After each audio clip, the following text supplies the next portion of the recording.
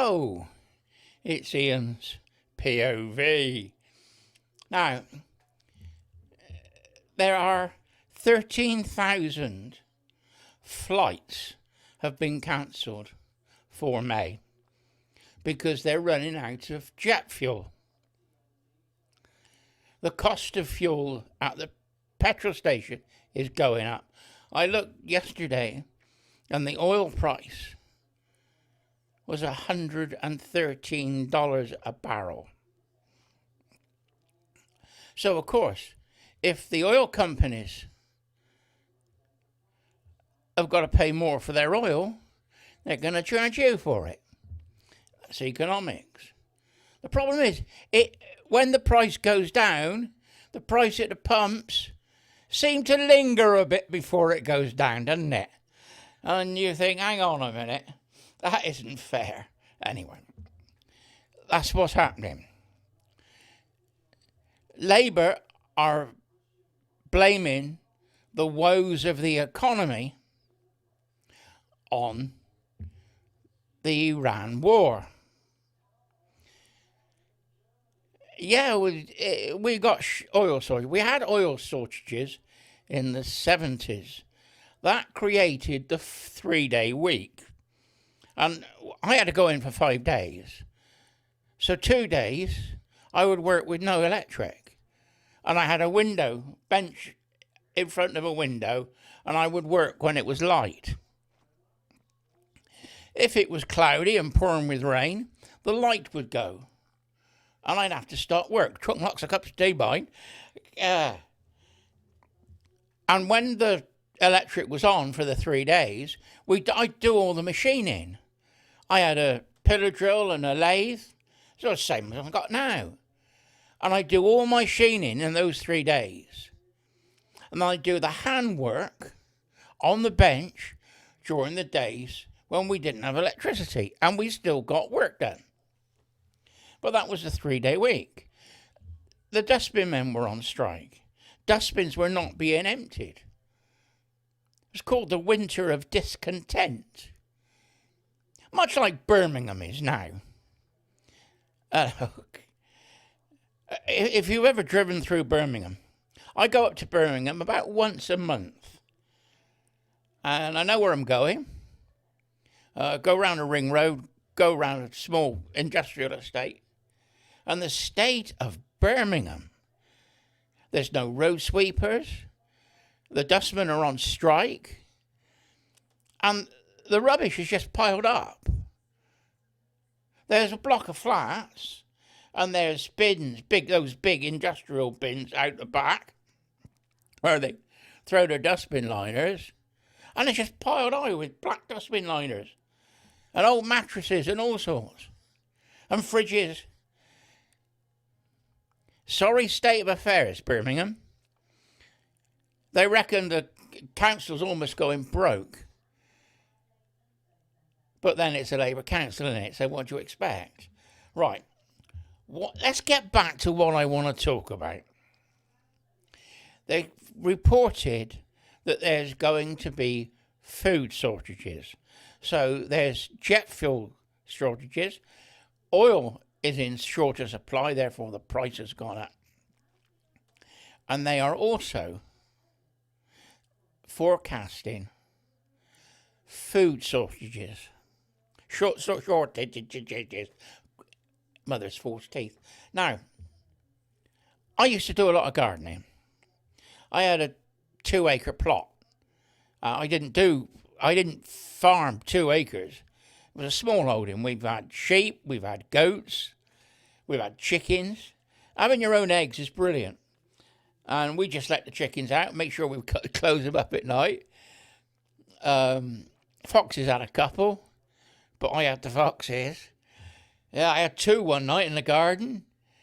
Yeah, right and the left. Yeah. The ministry vets were picking them up to test them for diseases. So I phoned them up and said, I got 2 foxes here. They said, do you know how they died? I said, yeah, lead poisoning. He said, how do you know? I said, because I shot them. He laughed. He thought it was funny. So anyway, we had a plot. I suppose it was a large lounge size, about 30 feet by 20 feet. I did do it right the way down to the garden, almost 100 yards. But as time goes on, you're getting older, you're getting slower. I had a rotavator. Every year I had to repair it because the petrol would go like jelly in the carburetor if you'd left it over the winter. So I had to clean that out every year and then restart it and rotivate. I used to grow potatoes. My favourites were the runner beans. I had a row, about 20 yards row. Nah, sorry, I tell a lie. 2 rows of 10 yards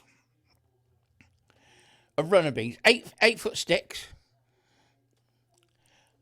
I dug a trench and put all the manure in the trench to start with, and then rotavated over the top, cleared it, put the beans in, and we had beans for months. I love runner beans. We even put them in the freezer. We didn't grow peas. It was a waste of time using my ground to grow peas because you only get 2 or 3 good meals out of it, and then they go to seed and then they're wasted. So I didn't grow peas. I grow cabbage was okay. Couldn't grow cauliflower. My soil was too limey. It's got to be a bit more acidic for cauliflower. So I couldn't grow cauliflowers or brassicas. I grow root vegetables. I grow carrots, beetroot. Brilliant at growing beetroot. No problems with that at all. Onions. Let an onion go to seed and then cut the seeds off the top and put them in a paper bag and leave them in a cool, dark place. And then they dry and you shake it and all the seeds come out. So you have the seeds for next year, which is what my granddad used to do. I used to come down on my old ground was my granddad's place, and it had a small holding number. So I could sell it at the gate. And I used to do herbs.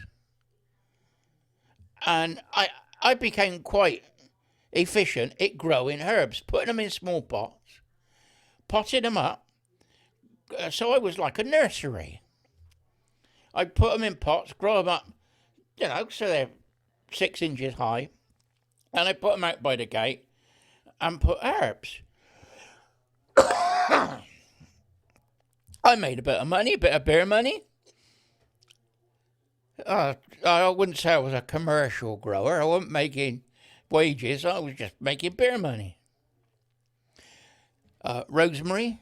I had rosemary for years. I had a rosemary plant in my garden, and I kept it there for years. And then we had a bad winter, and it died. It's one of those things. So,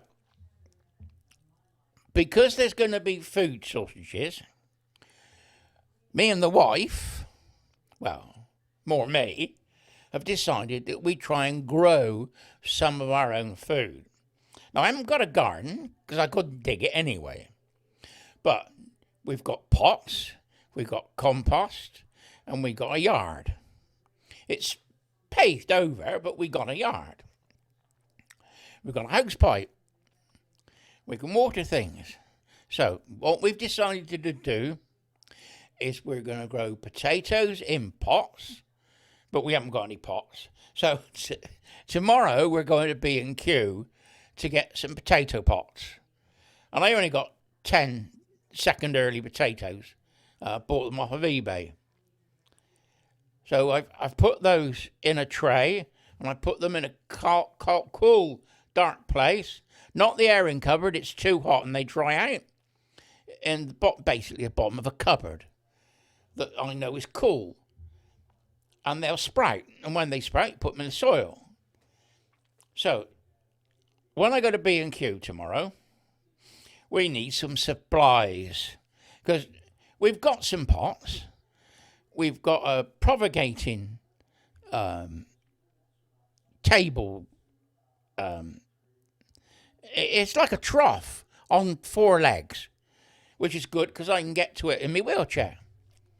And what I've got in there is I've got a tray of tomato plants, a seed tray, and I've got ordinary tomatoes, you know, the red type tomato. I've got yellow tomatoes, and I've got big tomatoes, you know, the big cherry plum tomato, I don't know what you call them. And I've got 3 different varieties of tomato. So when we go to B&Q tomorrow, not only have we got to find some sort of buckets or pots to put the potatoes in, we've also got to find something to put the tomatoes in. Don't know what I'm going to get yet. I haven't got a clue. We've got to wait and see what they got. I'm not going to use grow bags. I don't like grow bags. I don't think the soil is deep enough. And if you water it, it evaporates too much in hot weather.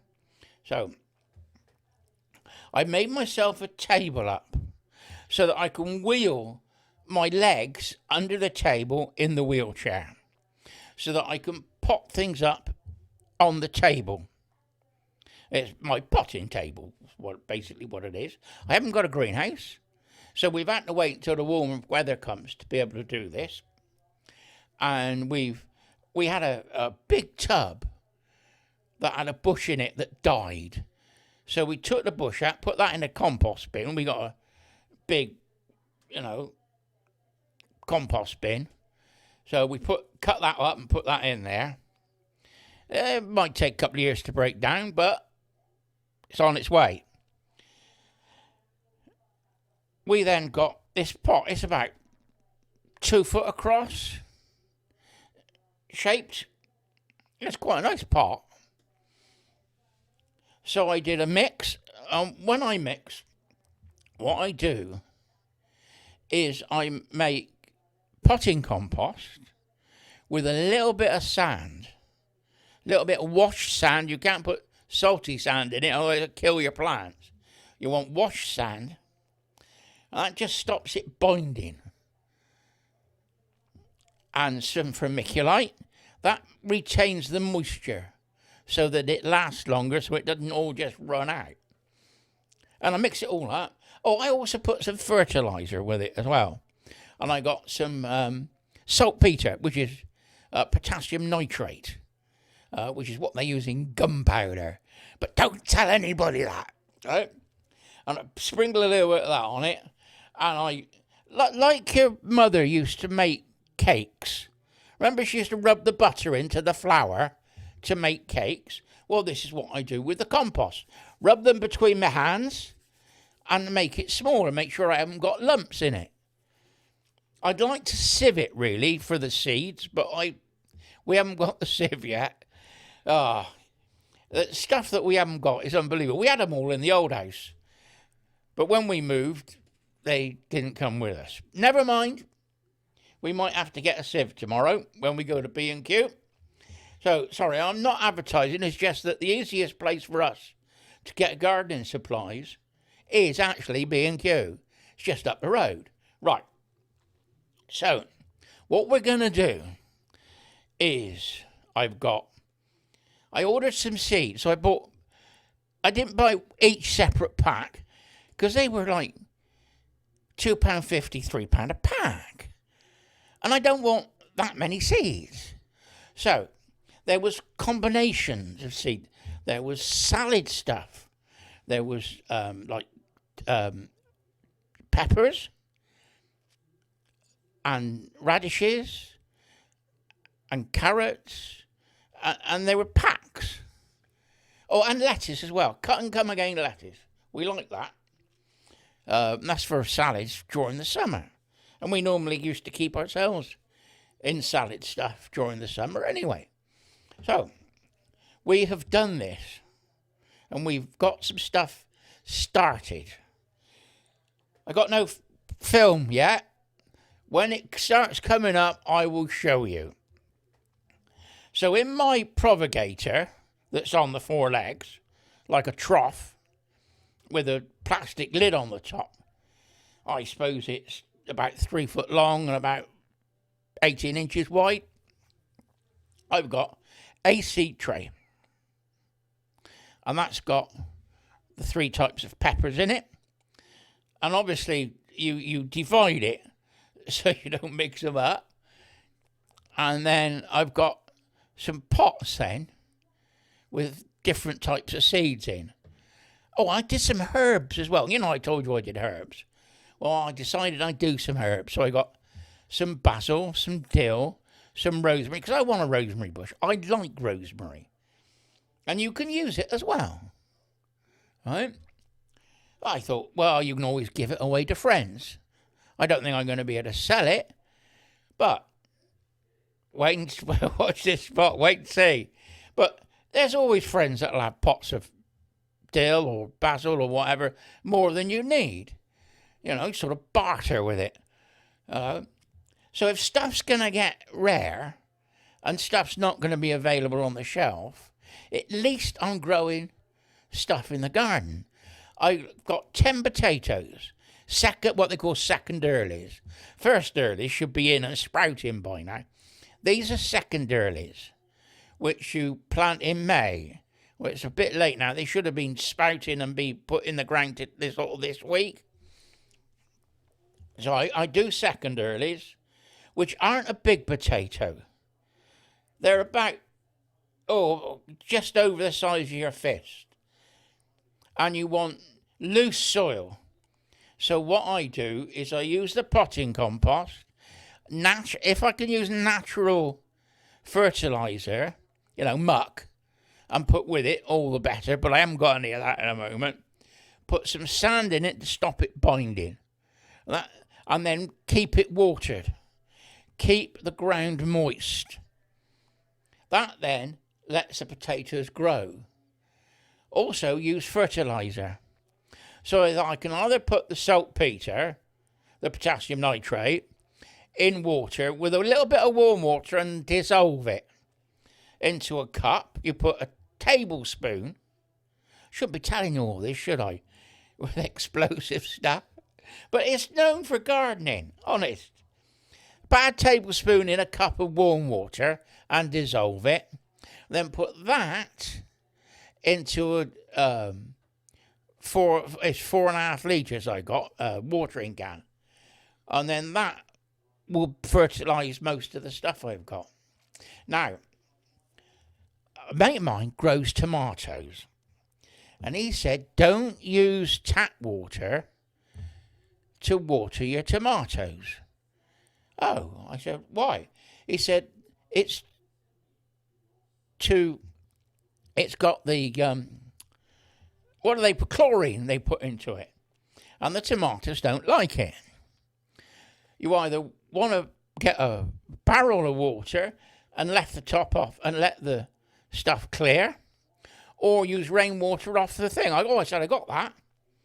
I got 2 water butts at the back. I said, yeah, I could do that. And he said, then you want to add some stuff. And he told me what it was. And I've forgotten what it is. Oh, I do. I remember. Isn't it funny how you always remember in the end?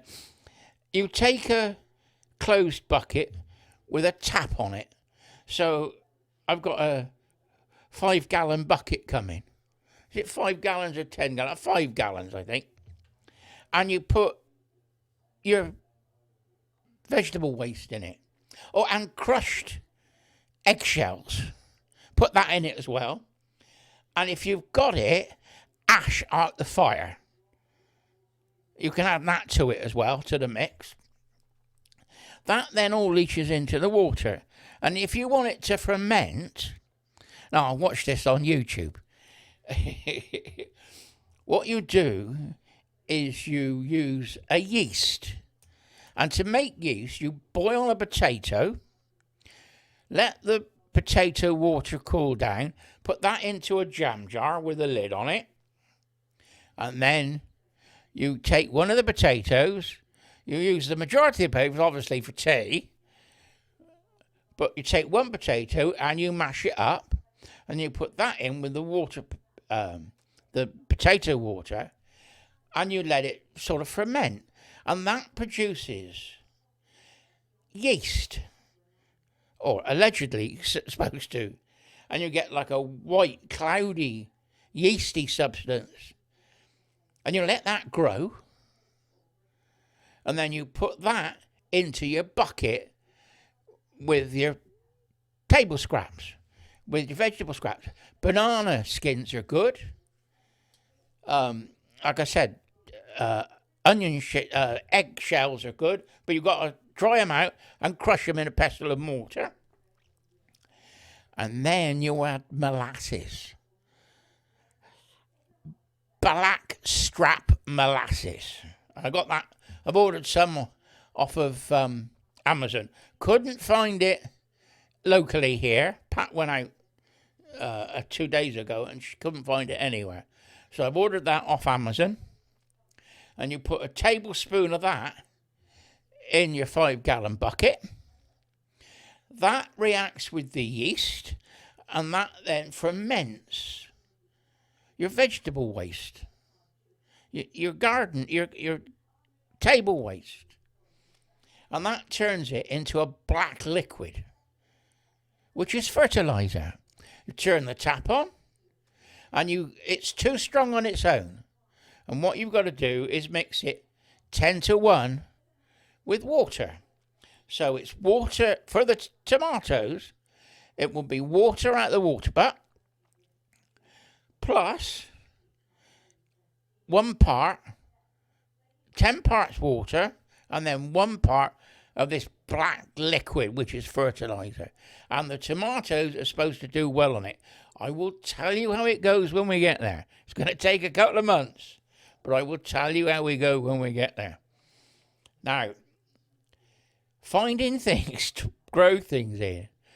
I've got some trays, troughs.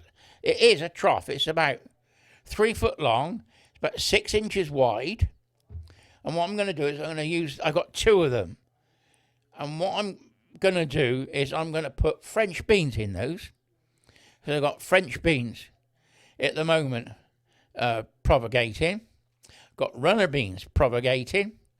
And I've got 4 pots, 4 stone pots, about 1'6" across, and you can put 4 or 5 runner beans in those, and the French beans will be in the troughs. That'll be on the. I got a small wall in my terrace. It's about 2 foot high. That's all. I can put the trough on the top of that and water it out of the wheelchair. Because you've got to try and do everything so I can get to it without having to bend down, pick things up, so everything is raised up so I can work off of everything out of the wheelchair. And it's a struggle. I've got to admit, I had to have the wife to help me do things. Fetch, carry, pick things up. I drop things on the floor. She's got to come and pick it up. She's a godsend. Couldn't do without it. Right. Now, we're now just waiting for everything to start growing. When the seedlings come up, and I couldn't label them. I'd ordered some labels, the little white plant pot labels you get, you put on what it is. Well, they turned up this morning, and we done all the planting 2 days ago. All the seeds. So I'll have to wait until they come up. When seeds come up, you get 2 little leaves, and you can't determine what they are. You have to wait until the second lot of leaves come out, and then you can see what it is. And I used to be a past master at it, mind. Because when you move trays around in the greenhouse, they drop, they fall out, you can't remember what you put in it. But after the second lot of leaves come, you then got a chance of understanding what it is. So it's going to be a exercise. We can do it, no problem. And we might have to wait until there's 3 or 4 leaves on the little plant. We can always pot them out, but what you do is I got the seeds in one pot, and I've put 10 or 15 seeds in one pot. Nursery again. You get those to grow so they're handleable. So you want them about 1.5 inches, 2 inches high. Then you take them out and put them on into their own pots then. And you can normally tell what they are there. But if you don't know what they are, you make sure you keep them together as one lot. And then you know all those plants in that one lot are one kind of thing. And then you remember, when it grows a little bit more, you'll say, I know what that is. Now, what I've never been able to do is to transplant beetroot or carrots.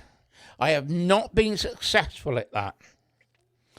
But I was watching YouTube, and this lady was doing it, and she was putting seeds into seed trays, into egg trays. You know, egg boxes, the corrugated egg boxes? She had one of those, and she punched holes in where the egg goes. So when the carrot came out, the taproot would go straight down through. I didn't do that.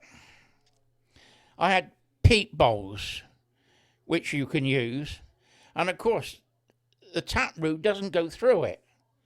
So I didn't get on very well. Never got on transplanting beetroot either. But you can also do this with beetroot, because that's got one long taproot as well. So that might be an idea if I get an egg tray. But we'll wait and see what happens. But what I've done is, on this large pot that I've got, which is about 2 foot across, I've planted radishes all the way around the outside. About 1/2 inch in. All right, radishes all the way around. And then in again, about 2 inches, then put the beetroot in the circle all the way around. And then the centre is carrots. And it's about 2 feet deep, this pot. And they'd be big enough for carrots, because carrots like depth of soil. So they put the depth down. And I've put a little bit more extra sand in the peat, so it's a lot airier, a lot softer, which carrots like. The people that grow competition carrots put them in a tube of peat and sand, almost a 50-50 mix, and then feed it from the top so the fertilizer goes down through, and they grow great big long carrots. But I'm not interested in that. I'm not a competition gardener. I do the flower show every now and again. I got some thirds. I got a second once, from my potatoes, believe it or not. Yeah, I had, I can't remember what they were. Romano. It's like a pink skin. Romanos they were. And they were brilliant. And I picked out, the idea is you get 6, and they got to be the same shape and size. And I had